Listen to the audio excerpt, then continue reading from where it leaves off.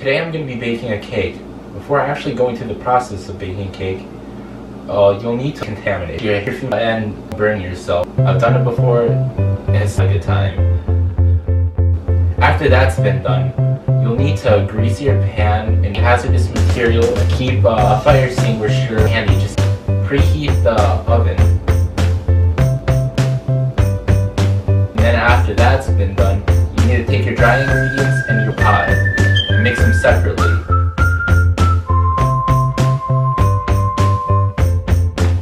Once you're done mixing your batter with the hot water,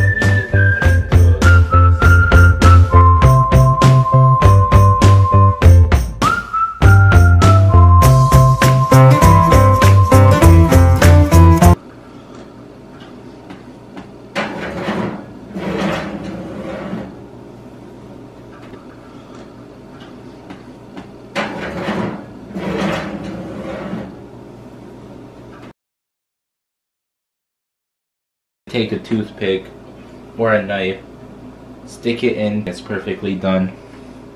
Now that the cake has cooled off a bit, put it in the fridge to let it cool off some more, and after it's done cooling, put frosting or whatever you would like on it, and then it's time to eat.